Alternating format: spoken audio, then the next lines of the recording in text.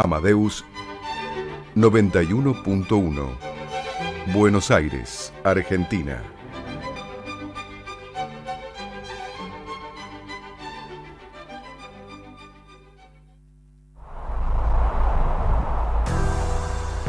A partir de este momento comienza Segunda Convocatoria, el programa de la Propiedad Horizontal, ideado y realizado por el Foro de Abogados de la Propiedad Horizontal.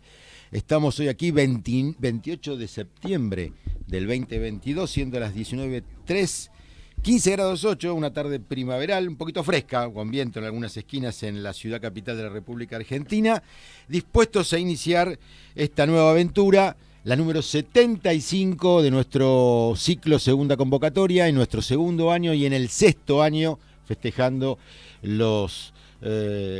inicio del Foro de Abogados en el año 2016, es decir que ya ha pasado bastante agua bajo el puente. Bueno, estamos en FM Amadeus, como siempre, los miércoles de 19 a 20, en vivo en los estudios mayores, acompañados por las manos maestras de Ricardo Piñeiro en los controles y, por supuesto, dando inicio. Por lo tanto, voy a presentar a quien me acompaña aquí en la mesa del estudio principal de FM Amadeus 91.1, al doctor Héctor Breckman. Buenas tardes, Jorge, muchas gracias. Encantado de estar aquí hoy. Mis saludos también a Ricardo, que hoy nos acompaña. Y como siempre solemos hacer, a nuestros compañeros hoy ausentes, que son Gustavo Griffith, Sebastián Areitio y Hugo Milione. A ellos nuestro cálido saludo. Y si te parece bien, vamos a los modos de contacto con el Foro de Abogados de la Propiedad Horizontal. Sí, antes te deseo feliz año nuevo. Te agradezco muchísimo. Y a toda la comunidad, por supuesto. Quiero agradecerte, también sé que lo han dicho, lo han expresado la semana pasada en un programa al cual después me voy a referir porque está ternado, me enteré para algunos premios. Bueno, muchas gracias en nombre personal y ya que lo haces extensivo de la comunidad a la que orgullosamente pertenezco. Ahora sí, vamos a los medios de contacto. A los medios de radio. ¿Vamos con los de la radio primero? Los de la radio. Para conectarse con la radio pueden hacerlo nuestros oyentes a las líneas directas de la emisora que son 4300 0114 5031 9801, repito, 4300 0114 y 5031 9801 al que desee contactarse con nosotros en forma directa. También pueden hacerlo por Facebook al siguiente link: Foro de Abogados de la Propiedad Horizontal. También por Twitter, @Foro Abogados PH, y también tenemos el mail forodeabogadosph@gmail.com. También tenemos, el que lo desea hacer por la línea directa de WhatsApp, la voy a decir despacito para que tomen nota: 11 2395 1992, y la vamos a repetir: 11 2395 1992. Muy bien, nos escuchan por el dial en el 91.1, también por de FM, por supuesto, por la página de la radio www.radioamadeus.com.ar. Pueden consultar en la página de la radio, en la solapa de Segunda Convocatoria, el programa de la Propiedad Horizontal. Los programas anteriores están allí guardados por lo menos de un año a esta parte, si los pueden revivir o en todo caso escuchar a aquellos que no pudieron hasta el momento escuchar. A partir de mañana, después del mediodía, seguramente el doctor Areitio colgará en el YouTube, en el canal de YouTube del Foro de Abogados de la Propiedad Horizontal y también, por ende, en la página del Facebook del Foro de Abogados de la Propiedad Horizontal, este programa, pero en su versión audiovisual. Van a poder ver al doctor Breckman, que está cruzado de brazos, ahora está preparándose para largar con todo en el tema que hoy nos convoca. Como corresponde. Además, también nos pueden escuchar en directo online, con una alta fidelidad, a través de la app de la radio, que es Amadeus. La bajan de la tienda de los celulares en las dos versiones, en Android y en iOS. Y, por supuesto, también directamente aquí, como dijimos, por el dial, por el 91.1, que se escucha muy bien en el radio de la ciudad de Buenos Aires y cada vez es alrededores. más escuchado. He tenido grandes ¿Sí? comentarios, me permito saludarlo Por a favor. usted y a todos los que han participado del programa anterior. Un excelente programa, yo lo escuché y los quiero felicitar. Ha sido un programa muy dinámico, divertido, con alegría, inclusive con temas que me motivan a un comentario. Hemos escuchado hasta una excelente disertación tenística de parte de uno de los componentes. Nadie se quejó de que se habló de tenis en el programa, porque habitualmente a veces se quejan de que hablamos de fútbol. No, de fútbol. Ah, el de tenis fútbol es un deporte un poco más elitista. Tenis entonces, más elitista. A gusta propósito, lo quiero saludar a usted en especial, Sí. y al doctor Griffith también, Sí. porque creo que están ternados para el mejor programa cómico del año, porque han... El Martín Fierro de la radio el sábado que viene. El mejor chiste del año, lo Sí, le dijeron agradecemos la al semana señor Luis pasada. Ventura que nos ternó allí. Claro, pero y Aptra. el mejor Bueno, doctor, chiste del año. terminemos con esta pavada. Vamos a lo nuestro. El tema central en segunda convocatoria. Bien, doctor, hoy nos convoca las expensas ante la venta de la unidad. Atento, no se confunda. Y los intereses en el crédito por expensas. El tema es largo, así que vamos, porque después en la segunda parte tenemos a un especialista para ello. No sé qué gesto me hizo. Bienvenido. Perdóneme. No, quiero saludar a una persona que no está bien de salud. Ah, bueno. Le mando era la un primera parte. caluroso mensaje dele. para la señora Sonia. Espero que se recupere pronto, que pronto esté nuevamente bien de salud. Muy bien. Bueno, ahora vamos al tema. Cumplido, vamos. Expensas ante la venta de la unidad. ¿Qué diferencia hay? ¿Cómo discriminamos entre comprador y entre vendedor y adquirente? ¿Qué dice con respecto a esto la jurisprudencia? Primero, la si le doctrina? parece bien, hablamos un poquito de la obligación de pagar las expensas. Si lo hacemos cortito, sí. Pues Sí, que son las expensas. Sí. El derecho de propiedad horizontal vive, la vida de los consorcios tienen un oxígeno que se llama expensas. Esta es definición Algunos mía. dicen que es una savia. Es una savia. Otros Donde dicen corta. que exacto.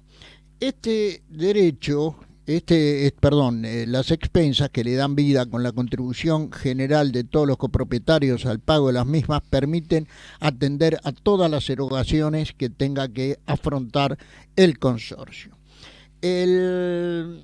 Como usted bien señalaba, doctor, el tema es que el nuevo código, 7 años ya no es tan nuevo. Los propietarios no pueden liberarse del pago de las expensas porque obviamente, y esto va de suyo, el consorcio caería en una situación de no poder afrontar, como hemos dicho, los pagos y las obligaciones que debe, sea las que son públicas, como impuestos, servicios, tasas, etcétera, como aquellas que requieran para su subsistencia, mantenimiento, conservación, etcétera. Esto está contemplado en el Código Civil, artículo 2049, si mal no recuerdo, que dice que justamente los propietarios no pueden liberarse del pago de expensas, aun con respecto a las que se hayan generado, devengado, no recuerdo el término, devengado creo que utiliza el código, antes de la adquisición por parte de ellos del inmueble. Bien. Esto es importante por varias razones. La vida del consorcio, como dijimos, y usted estuvo de acuerdo, depende de esta contribución de cada copropietario y de todos. ¿Qué pasa cuando alguien para vender la propiedad y tiene deudas? ¿Qué ocurre ahí? En forma práctica, uno va a un escribano para que haga la escritura de venta. Esto implica que el escribano, y esto hay una discusión porque hay una norma que obligaba o obliga a los escribanos a solicitar el certificado de libre deuda. En realidad no. ¿Quiere que le diga algo? En mi concepto, yo sé que a usted le va a llamar la atención que yo tenga alguna disidencia con la normativa vigente. Yo creo que debería ser una obligación a cumplir en forma obligatoria, pero no lo es. Lamentablemente no lo es. Pueden no hacerlo, pero esto implica que se pone en un estado de indefensión a aquel comprador. Esta es mi opinión, lo aclaro, ¿no? Por las dudas, porque he señalado que no están obligados a pedirlo el certificado, pero en mi opinión deberían estarlo, porque si no se pondría en estado de indefensión al comprador respecto a las eventuales deudas que tuviese el vendedor. Incluso hay, creo que usted lo conoce seguramente, hay fallos que llevan a que un certificado extendido falsamente, claro, no certificado extendido por el administrador. Por el administrador, pero falsamente. Yo he tenido 2 casos sobre estos temas. ¿Y ahí qué hay que hacer? No sé su experiencia. No, ahí le cabría, en primer lugar, para mí, al escribano le cabe una acción por daños y perjuicios, porque él debe, esto está clarísimo. Y en segundo lugar, lamentablemente, hay que abonarla, la deuda. Y existe una situación interesante. ¿Qué pasa si la deuda excede el valor? Supongamos que es una deuda muy grande, una cosa realmente, pongamos, desde el inicio de la vida consorcial. Claro. Y excede, es un inmueble chico y excede, es una hipótesis, obviamente, con los valores vigentes hoy como cotización para precio de compra de unidades, esto sería muy hipotético, pero podemos suponer que excede el valor. ¿Cuál es su opinión? ¿Qué pasa ahí? Excede el valor. La deuda excede el valor de la cosa. ¿Qué opina usted que pasa? Pero ¿qué pasa con respecto a que, perdóneme, no lo entendí bien? Le voy a explicar, a ver, muy ¿en qué simple. caso de Yo que sé una que venta, usted... una subasta? No, venta, hablamos de venta. Venta. Hablé de venta. Ajá, y supongamos por ¿Y vía... esto tiene relación con el certificado? Usted me dice, si alguien no lo certifica... Si alguien no lo certifica... por supuesto, la acción de daño va a estar no lo certifica, expedita, ¿no es cierto? Pero ¿qué pasa con relación a las expensas? Eso es con relación al escribano. Con relación a las expensas siempre hay que pagar las expensas. Perfecto, y esto tiene que ver, si le parece, hacer esta disquisición con relación al vendedor y al adquirente. El vendedor, por principio, por las expensas debidas, devengadas, responde siempre con todo su patrimonio, mientras que el comprador... solamente con el precio de la cosa. Vale. Acá hay algo muy interesante que seguramente usted apunta a eso. Permítame tratar de entender hacia dónde van sus caminos de pensamiento. Seguramente usted se refiere al carácter de... ¿Qué carácter legal tiene la deuda por expensa? La naturaleza jurídica de la obligación. Bueno. Pero antes queríamos que dejemos aclarado esta cuestión. A ver, antes, es decir, cuando regía la ley 13.512, había un decreto reglamentario de esa ley, el artículo 6º precisamente del decreto 18.734 del año 49, ponía en cabeza del administrador del consorcio la obligación de certificar la deuda por expensas comunes. Eso no implicaba la exigencia de que la deuda estuviese saldada para poder concretar o no la enajenación, porque de la norma solo surgía que se trata de un certificado de deuda y no de lo que sería un llamado libre deuda. Pero había una obligación de informar. Hoy en día eso no existe. Tampoco existe la obligación para el escribano. Para el escribano. Aunque es de práctica irrazonable que el escribano averigüe, evidentemente, para no generar un perjuicio que después podría ir contra él. Contra él mismo por los daños y perjuicios. Claro, por no haber dejado asentado en la escritura la deuda con la que venía o llevaba adelante la unidad funcional que se va a transmitir. Eso está muy bien. Así que ahí queda aclarado. Pero no queda anulada la operación, ¿eh? Ojo, en ningún caso se anula la operación de compraventa. Bien, bueno, ahora usted me habla de el carácter de las obligaciones y ahí tendríamos que hacer alguna disquisición. Claro, el carácter de este tipo de obligaciones que afecta, que son las expensas que gravan a cada propiedad para la vida consorcial, como quedó suficientemente expuesto, es una obligación de las denominadas jurídicamente, esto nos interesa más que nada a nosotros, los que estamos en el terreno del derecho, son obligaciones conocidas como propter rem, es decir, las que continúan con la cosa. Sí. Siguen con la cosa. Están como ahí adheridas a la Las cosa. cosas las lleva, ¿no? Las cosas las llevan. En serio, se dice que Deambulan. claro, Y son ambulatorias, ambulatorias cabalgantes. con esa vieja definición de nuestros profesores de Derecho Civil que hablaban de que deambula. Ustedes háganse cargo, nos decía, hagan de cuenta que están en un colectivo que se llama cosa. Y entonces están subidos a esa cosa. Y esa cosa es propter rem en el sentido técnico, que significa adherido, que sigue con la cosa a la cosa, ¿no? Bien. Hay una diferencia con lo que serían las cargas. Las cargas reales. Reales, que serían, que afectan a los derechos de terceros no propietarios con las cosas ajenas. Claro. Con cosas ajenas. Uh-huh. ¿No? Bien. Si quiere puede participar, yo lo habilito. Yo lo escucho. No, yo porque como usted me gustó tanto el programa, me gustó tanto el programa anterior. En cuanto a las obligaciones propter rem, hay que ver algunas de las características o cualidades que tienen. Usted algunas las menciona. Primero, el origen legal. Legal. Sí. Es decir, que resultan ser obligaciones que provienen de la ley, se llaman obligaciones ex lege en derecho.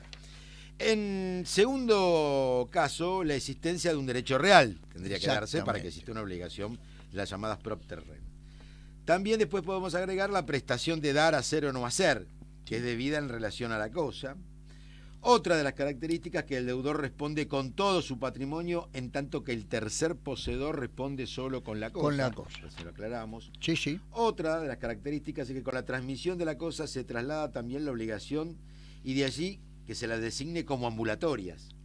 Exacto. Puede decir que se desplazan de un titular a otro por estar adherida a la cosa, como bien decía usted, doctor Breckman, sin necesidad de cesión alguna. Finalmente, en principio, el abandono de la cosa libera a su titular, ¿no es cierto? Salvo en los institutos como el que estamos analizando de la propiedad horizontal, donde precisamente por conducto del 2049 no puede liberar. Ya lo determinaba profusa doctrina y jurisprudencia. Se establece la prohibición expresa del abandono de la unidad funcional para librarse de la contribución debida a esto, porque si no el sistema no podría sobrevivir de modo alguno funcionar. A mí me gustaría aclarar que hay un viejo plenario de la Cámara Nacional Civil, Dodero Hipólito, del año 77, donde se dijo que la ley asume aquí la virtualidad de única causa generadora de la obligación. Por eso decíamos que era una obligación proveniente de la ley o ex ley. El propietario, dice aquel plenario, está obligado al pago por la mera circunstancia de haber adquirido la titularidad del inmueble. Es decir, que allí está radicada precisamente su obligación. Cuando hablábamos anteriormente, creo que se nos pasó por alto... Sí, hay algo importante, Jorge, sí. Perdóname. Sí, por favor. El reglamento que se entrega cuando uno adquiere es un contrato de adhesión, lo hemos dicho muchísimas veces, y es donde figuran estas obligaciones, etcétera. Puede también contener cláusulas especiales, pero esto es, creo que, vital. Aparte de la escritura traslativa de dominio, yo siempre suelo recalcar el fundamental rol que adquiere el reglamento de copropiedad para poder establecer las reglas que van a regir la forma de contribución, las proporciones, etcétera, etcétera. Incluso podremos llegar hasta el fondo de reserva, etcétera. No, vamos a ver. Vamos a analizar lo que es el fondo de reserva y ahí cómo juega esto, si es propiedad del titular de la unidad funcional, si lo transmite o si es del consorcio dentro de su patrimonio. Sí. Ahora, precisamente, lo que hablábamos recién del plenario Dodero del año 77 se ve expresado en la actualidad a través del artículo 1937 del Código Civil y Comercial actual, ¿no? Donde se dice que el sucesor particular sucede a su antecesor en las obligaciones inherentes a la posesión sobre la cosa, pero el sucesor particular responde solo con la cosa sobre la cual recae el derecho real. El antecesor queda liberado excepto estipulación o disposición legal. Ese es el ejemplo, típico. La clara demostración legal de donde surge el carácter de propter rem, de ambulatorio, de esta obligación que establece el 2049 del Código Civil y Comercial de la Nación. Exacto. También me gustaría agregar con respecto a estos temas que estamos analizando precisamente, que el espíritu que tenían en su momento el artículo 17 de la ley que regía el régimen de propiedad horizontal, la otrora 13.512, que fue derogada a partir de la sanción del nuevo código, ese artículo precisamente planteaba algo que hoy en día se mantiene a través de este 1937. Es el antecedente de 1937. Es que no puede El liberar. adquirente de una unidad funcional en un edificio sujeto al régimen de la propiedad horizontal no puede liberarse del pago de las expensas, incluidas las adeudadas antes de su adquisición. Ahí me gustaría que usted nos haga un comentario con respecto al adquirente en subasta. Hablamos del sucesor particular, la transferencia, la venta, ¿no? Sí. La cesión de la unidad, pero ¿qué pasa en el caso de la subasta? Y ahí también, aplicando el 2049, y también sería interesante ver aquel también plenario importante, no tan viejo, Yabra. 99, Se lo conoce por que es servicios eficientes. Servicios eficientes, pero se lo conoce vulgarmente en la jerga nuestra como el Yabra. Yabra, creo, Roberto, ¿no?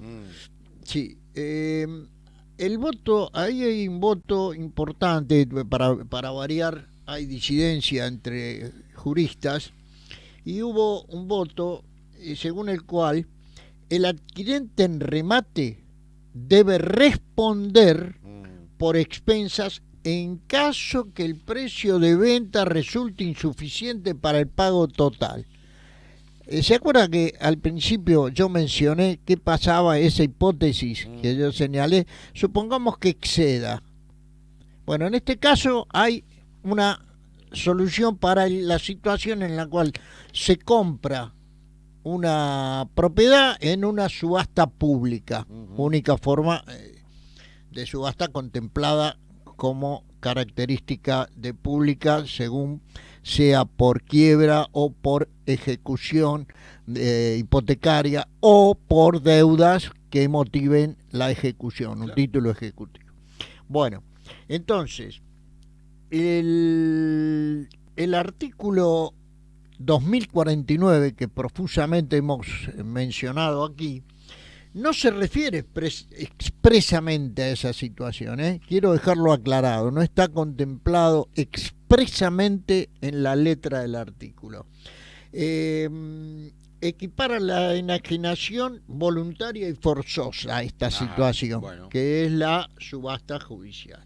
Entonces, ¿qué pasa? Allí hubo un voto mayoritario que expuso esta cuestión. Y esto es interesante porque también aquellos que hacen comercial lo tienen, especialmente concursos y quiebras, los colegas, tienen bien en claro que esto es para ellos pan de todos los días.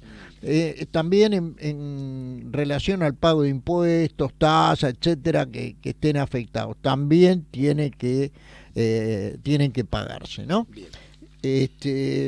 No sé si... Me gustaría ahora, si le parece, vamos rápido, tenemos pocos minutos para terminar esta primera parte del programa. Me gustaría hablar del fondo de reserva, precisamente. Hablamos. Una pequeña definición y qué pasa allí con respecto a él. El fondo de reserva es una obligación que puede estar estatutariamente establecida por el reglamento de copropiedad, por así decirlo, o puede ser votado en una asamblea. Ajá. Puede mencionarla o no el reglamento de copropiedad. Pero, y esto está clarísimo, integra, por así decirlo, el plexo de contribuciones a las cuales está obligado el propietario de un inmueble, afectado por supuesto al régimen de propiedad horizontal, estamos hablando siempre dentro de esto. Debe el propietario también contribuir al fondo de reserva. Reitero, para usted el propietario, ¿el fondo de reserva es del propietario o del consorcio? El fondo de propietario, el fondo de reserva, el fondo de reserva lo aportan los propietarios y ya pasa a integrar al los fondos del consorcio. Porque hay algunas que sostenemos que eso no es así. Creo que tuvimos alguna disidencia en alguna ocasión al respecto, ¿no? Bueno.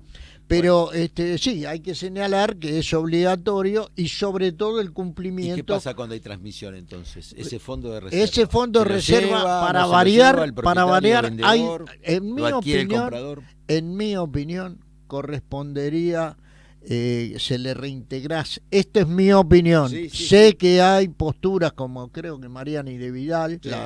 Mariani de Vidal, bueno, a ver, dígame. Sí. Mariani de Vidal está en contra de devolver.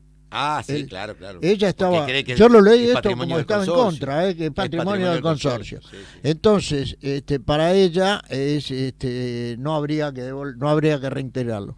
Esto tiene sus diferentes posturas, para variar, todos sabemos que entre nosotros, entre los que nos dedicamos al derecho, existen diferentes opiniones, esto es muy claro, así que dependerá de quién tenga que resolver el tema, en definitiva. También puede ser que, claro, entre las partes se pongan entre de acuerdo, las partes se pone, si las partes se ponen de acuerdo, por ejemplo, el vendedor dice, vendo tanto, vendo a tal precio siempre y cuando me reconozcan en restitución lo que yo aporté durante tantos años al fondo de reserva. Es decir, bueno, eso ya es una convención entre las partes. La segunda parte de esta primera mirada sobre el tema hablaba de los intereses en el crédito por expensas.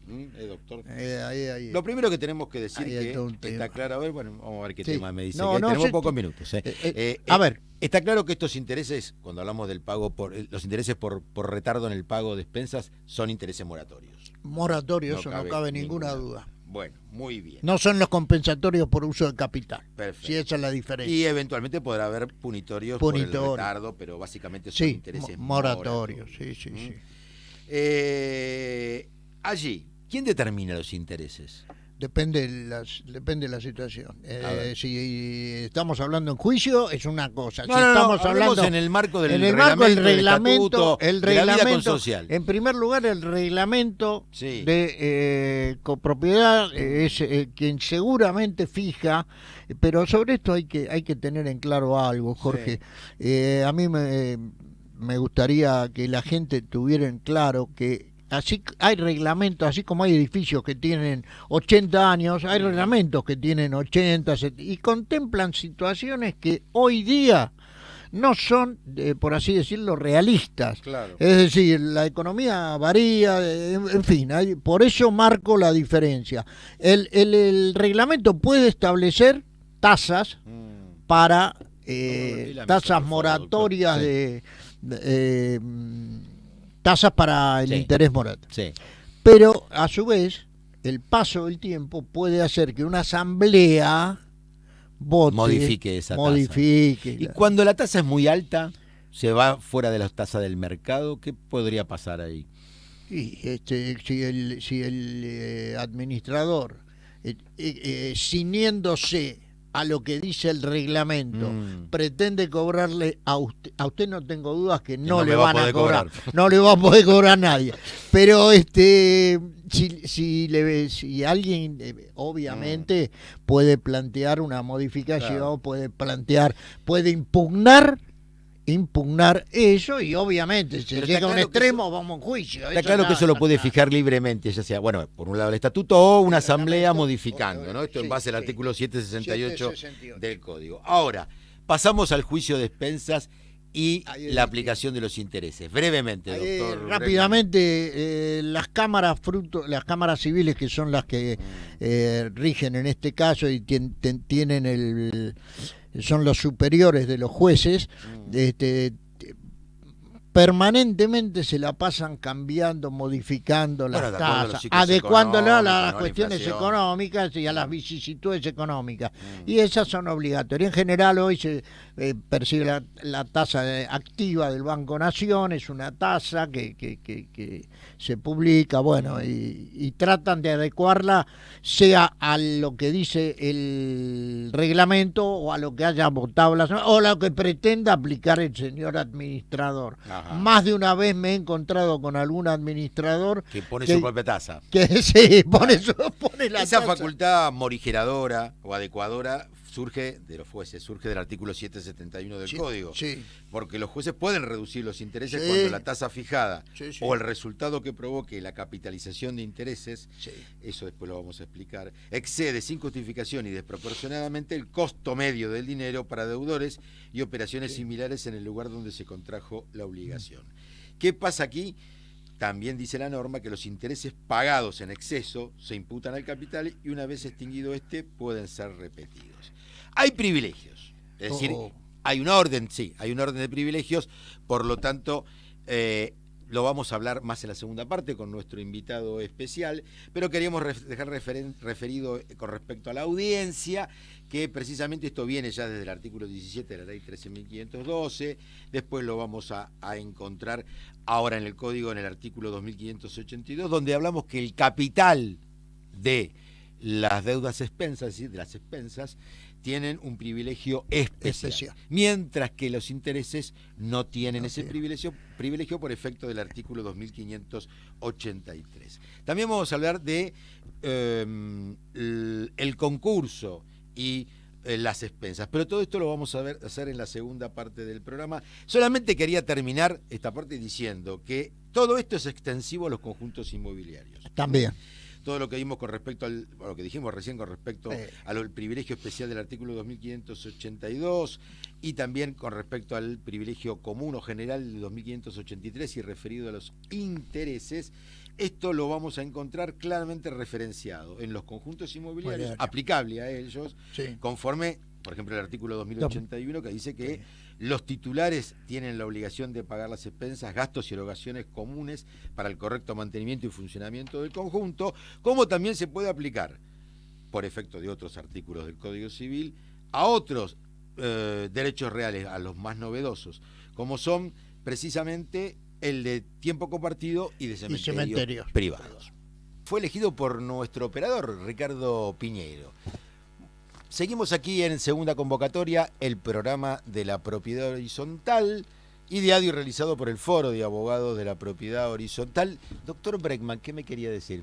No, usted considera oportuno, repetimos los modos de contacto con nosotros. Muy rápido, porque tenemos muy rápido. La entrevista. Tenemos los teléfonos de la radio, que son 4300-0114 y 5031-9801, por Facebook Foro de Abogados de la Propiedad Horizontal, Twitter @Foro Abogados PH y Foro de Abogados @gmail.com. Ese es el mail. Muy bien. Escuchemos ahora variación. Bueno, el separador no pudo ser, pero el separador dice la entrevista en segunda convocatoria.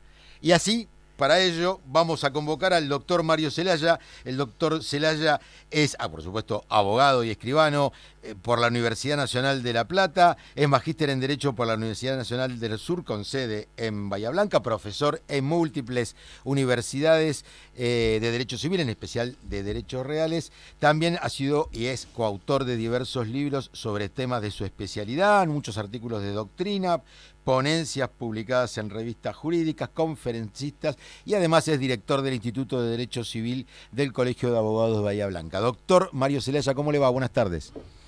¿Qué tal? Buenas tardes. ¿Cómo está usted? Un gusto participar en su programa. Muchísimas gracias, doctor. Mire, estuvimos hablando en la primera parte del programa tratando de desarrollar un tema muy vasto que está relacionado con las expensas ante la venta de la unidad y especialmente el tema de los intereses en el crédito de expensas. Y lo primero que se me viene a la mente preguntarle a usted, doctor, es la cuestión de los privilegios. Usted es un especialista en estas cuestiones. Olvidé decirle que además es autor, dije que era autor de varios libros, pero uno especialmente que referido al cobro de las expensas comunes. Así que nos gustaría que usted nos ilustre sobre el tema de privilegios, ya sea en la cuestión de capital como en la cuestión de intereses en las expensas comunes. Bueno, digamos, ya partimos de esa distinción que usted propone, que creo que es la esencial que el oyente tenga en cuenta.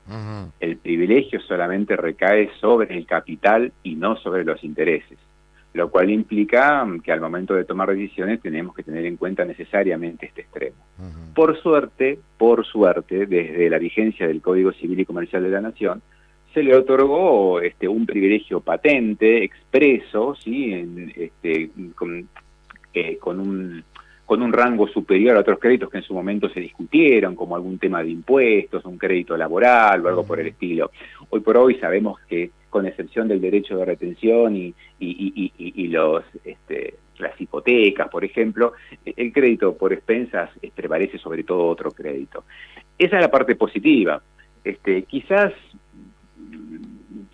si se me apura, podríamos llegar a criticar que no hay un reflejo tan exacto en el régimen concursal, en el cual parecería ser que el orden sería distinto. De todos modos, lo que es importante a nuestros efectos es que al momento de la ejecución individual, el crédito es privilegiado solamente por el capital. Ajá. Doctor, el doctor Héctor Bregman, que me está acompañando aquí en la mesa de FM Amadeus 91.1, le quiere hacer una consulta. Doctor, Sí, encantado. no, gusto. Mayor gusto, doctor. Un placer. Doctor, yo voy a cambiar un poquito el ángulo de la temática, pero No? escuché muy atentamente que usted, dentro de su numeroso currículum, tiene el título de escribano. Uh-huh. ¿Es correcto? Sí, señor, sí, señor. Bien. Me gustaría su opinión. Acá tuvimos una, no disidencia, pero entiendo que hay un certificado de deuda que el escribano debe obligatoriamente solicitar al administrador cuando exista una operación de compra-venta y debe solicitarle, entiendo, obligatoriamente, ese es mi criterio, doctor, lo anticipo y le pido disculpas si estoy haciendo uso de eso. Me parece que, ¿qué opina usted? ¿Debería ser obligatorio o no el pedido de ese certificado? Si usted me pregunta si debería, y quizás estaríamos opinando, como se dice en los congresos, del eje Ferenda, Claro. Sí. y quizás yo podría decirle abiertamente que sí. Ahora, si usted me pregunta cómo es ahora, de lege lata, como se dice en los congresos, y la verdad que al menos en el ámbito en el que yo me desempeño, que es la provincia de Buenos Aires, no hay ninguna norma que obligue al escribano a pedir ese certificado y mucho menos a retener. Es obvio que la pregunta es la primera, doctor. ¿Perdón? Es obvio que la pregunta está referida a la primera. A la primera opción, que es del eje Ferenda, sí. Su obviamente. opinión, Si usted doctor, me pregunta qué opino yo, Sí, doctor, mire, concretamente. habría, me parece que cortaría el caos el hecho de que se retengan las expensas al momento de la transmisión, sin duda. Lo que pasa que esa modificación legal de incluir esa obligación a cargo de los escribanos implicaría cambiar el Código Civil y Comercial. Sí. Porque en ese caso el artículo 2049, que implica la ambulatoriedad de la deuda de expensas al adquirente, ya no tendría sentido. Porque siempre se cortaría con la retención del escribano. Es correcto, esa es la postura. Doctor, sí, pero si usted me pregunta, a ver, Mario, ¿vos qué opinás? Sin duda solucionaría múltiples conflictos la retención obligatoria por parte del escribano. Muchas gracias, doctor. Doctor, vamos a tratar con usted, si le parece, en estos minutos que nos restan de la entrevista, algo que dejamos precisamente reservado para su conocimiento. ¿Qué nos puede comentar con respecto al crédito por expensas en los concursos, la verificación, los privilegios precisamente en el marco del proceso falencial? Sí, a ver, la verdad que no hay... La idea de cuando se legisló de privilegios en el Código Civil y Comercial, la idea fue acercarse al régimen concursal, porque como todos ustedes saben, el Código Civil estaba muy alejado del régimen concursal vigente, quizás también por el tema de los años en los cuales se dictaron ambas leyes. De todos modos, creo que se quedó en el camino la cuestión, porque si bien es cierto que hay muchas cuestiones asimiladas, como por ejemplo, no sé, el tema del derecho de retención, hay otros supuestos en los cuales hay una incompatibilidad extrema, como por ejemplo, como por ejemplo el derecho de retención, justamente. Claro. En el tema de las expensas, desde el punto de vista concursal y desde el punto de vista de una ejecución individual, la verdad que no ha cambiado gran cosa, o por lo menos no hay una disparidad de criterios en uno y otro. Razón por la cual el privilegio es un privilegio especial en los dos, no habría ningún tipo de, digamos, de anomalía en cuanto al orden de los privilegios. Entonces, en definitiva, habría como una especie de espejo en la situación entre el Código Civil y Comercial y la ley concursal.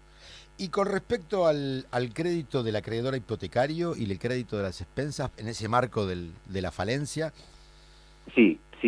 En ese caso, para mí no hay duda en el sentido del privilegio del acreedor, en ese caso del concurso especial sería, ¿no? Por parte del acreedor hipotecario, no me cabe ninguna duda. Bueno, de hecho, creo que es una solución ya patente. Esa creo que no está discutido y ahora se plasmó expresamente en el Código Civil y Comercial para la ejecución individual. Sí. También me gustaría conocer su opinión con respecto a ver, creo que no está demasiado en debate, pero el fuero de atracción concursal con respecto a las expensas, ¿se da en todos los casos? Qué buena pregunta, porque es una pregunta terrible, porque la respuesta se debe dividir de acuerdo a cuándo nació el crédito por expensas, se me ocurre a mí, obviamente. Es decir, hay quienes asimilan el cobro de expensas, usted sabe, una acción real, razón por la cual no sería atraída. Claro. Por eso digo que la respuesta por ahí podría llegar a ser discordante, teniendo en cuenta el fuero en el que tramita el proceso universal. No hay una respuesta unívoca. Sería un mentiroso si yo digo es así, porque va a depender de cuándo nace el crédito, de cuándo se inicia el proceso concursal, si son gastos después luego prededucibles. La verdad que va a depender de muchos factores que no generan una respuesta única. Lo que pasa, doctor, que ya sabemos que hay una parte de la biblioteca para un lado y otra para otro, ¿no? Es habitual entre juristas.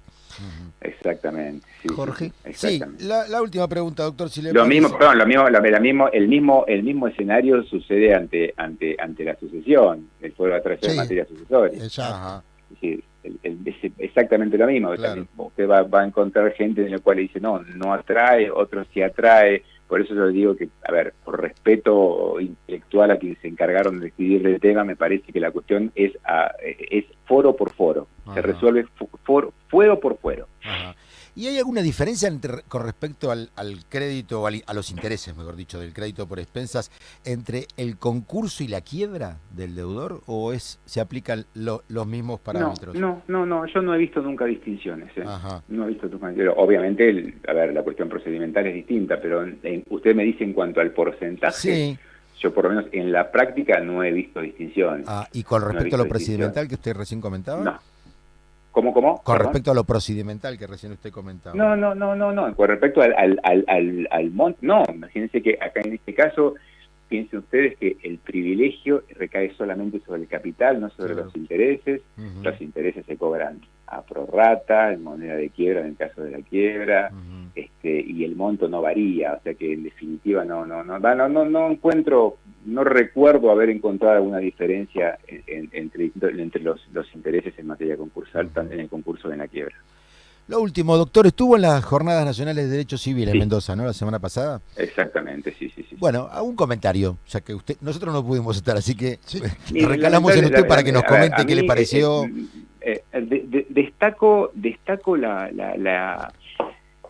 Destaco la intención de los que propusieron el tema anticresis en uh-huh. querer revitalizar el instituto. Eso lo destaco, obviamente. Uh-huh. A mí, si me preguntan desde el punto de vista personal, creo que estamos muy lejos de que la gente se enamore de la anticresis como para sustituir otro tipo de garantías reales. Uh-huh. Para mí no.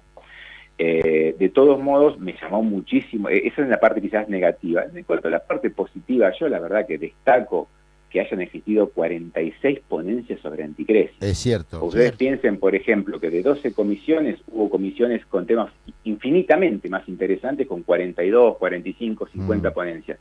Que anticresis haya recibido 46 ponencias, uh-huh. la verdad que fue un guiño a quienes propusieron el tema. Uh-huh. Ahora bien, va a ser el tiempo el que va a resolver si esto que escribimos para las jornadas uh-huh. cae en el olvido o puede servir como puntapié inicial para la revitalización de un instituto. Doctor Mario Zelaya, le agradecemos muchísimo su participación aquí en Segunda Convocatoria. Seguramente lo convocaremos para una próxima oportunidad. Muy amable por todo, que descanse. Muchas gracias. Gracias, doctor. Por la invitación. Gracias, doctor. Mucho. Muy amable, encantado. Hasta luego.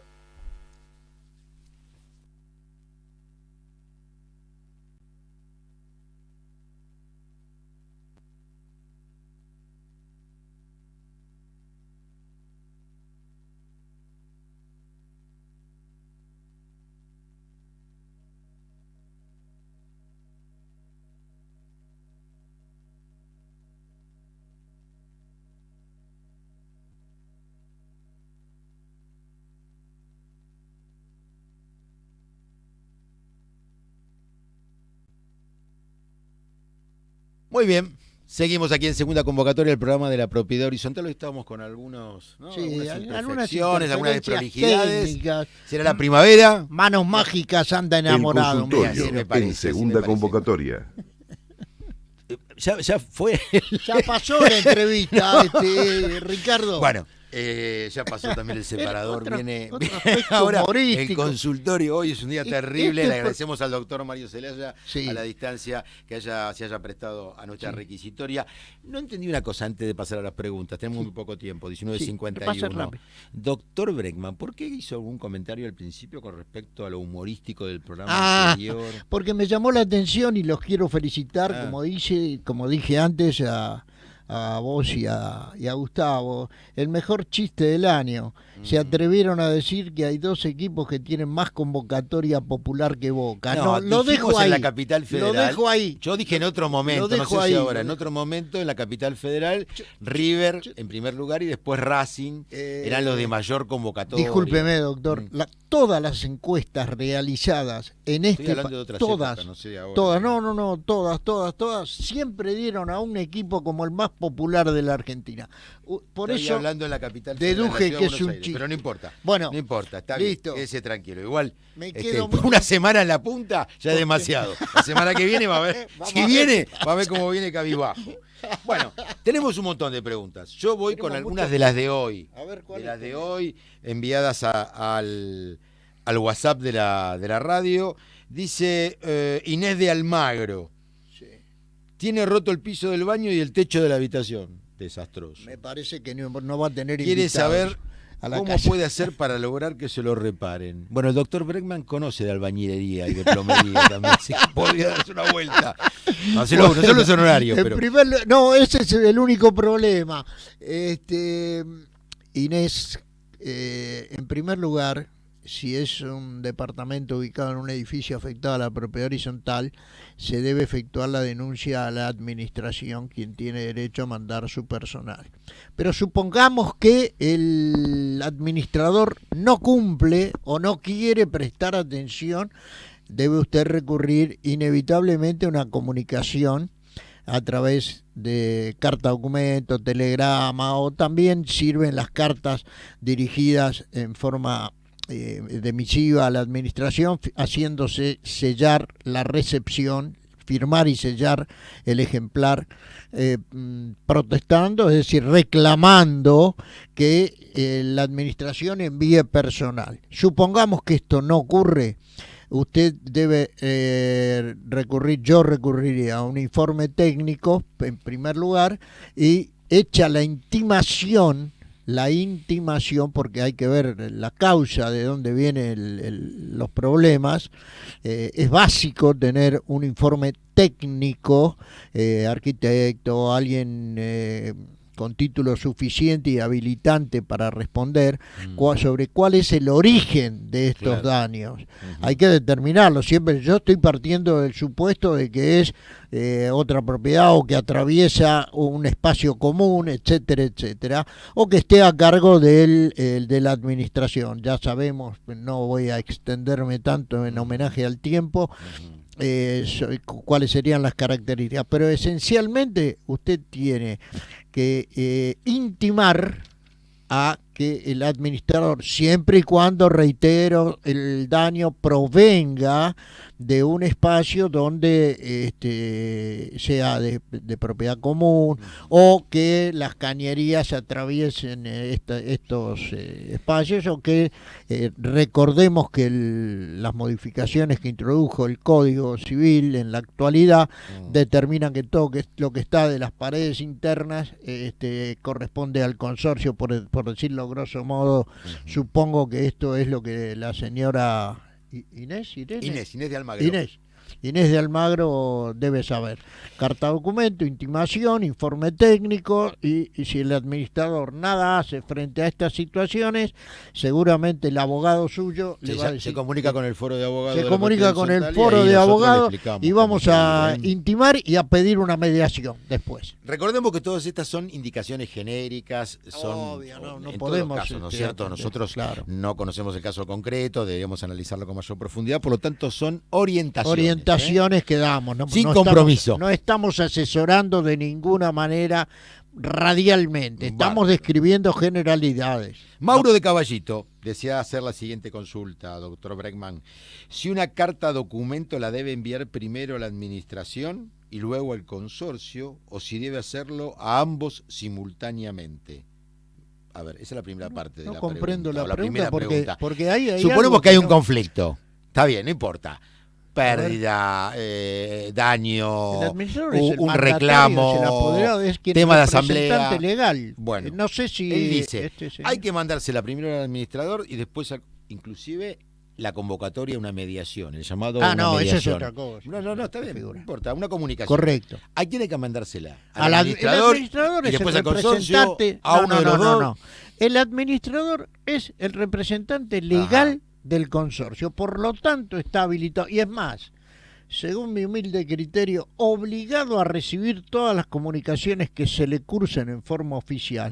No puede negarse a recibir, inclusive yo hice alusión recién, usted habrá escuchado el anterior requirente Inés, creo que era, yo le dije, vale tanto también una carta, manuscrita hecha máquina, con computadora, lo que usted quiere, impresa, que se le lleve en dos ejemplares, uno para el administrador y otro con la constancia de recepción, ¿no? Pero es el administrador el que debe recibir esa misiva, esa comunicación. Bien. El consorcio, no sé si a lo mejor quiere referirse, ojo Jorge, a lo mejor quiere referirse que tenga algún tipo de circunstancia con el consejo y quiere ampliarlo. No, por ahí quiere hacer la disquisición entre...